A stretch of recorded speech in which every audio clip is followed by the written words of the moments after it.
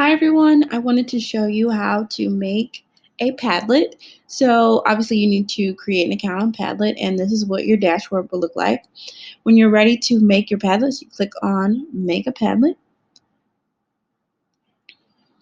All right, and it'll show you a bunch of different options of your layout for your Padlet.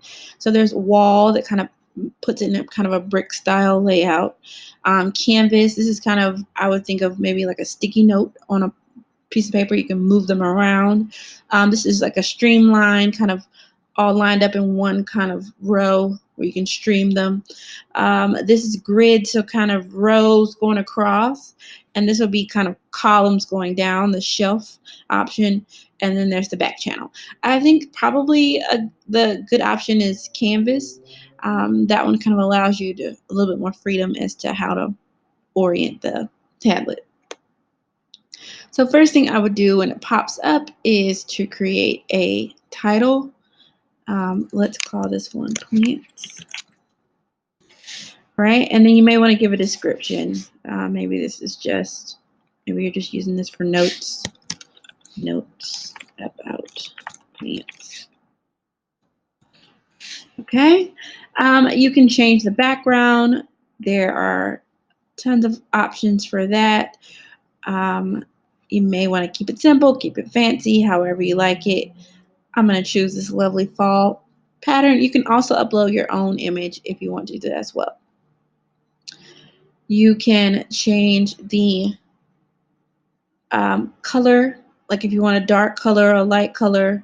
I just going to keep mine light. You can also change the font, couple of icons you can have.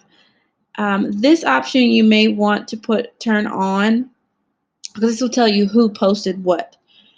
And this option will filter out any profanity. There shouldn't be any profanity, but you may want to turn that on as well.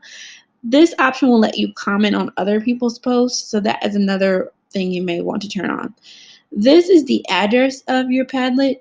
You can also customize that if you want it to be plants instead, not some random number. Okay, so that one is pretty cool too. So when you decide on your customization, click next. The next thing will pop up is your privacy options. So who can see this and how they can interact with your Padlet. So private is one that keeps it private. You can send it to specific people and only those people can access it.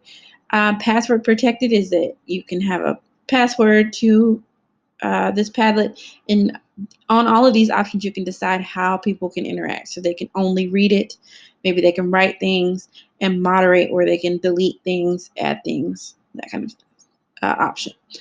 Secret is one where they have to have the link, so they have to know your link or the QR code to access the Padlet, and then the public, so everyone can see it. All right, so I will recommend Secret. I think that's a good option. All right, so we're going to start posting. The way you do this is you click on the plus sign, and from there you can just begin typing.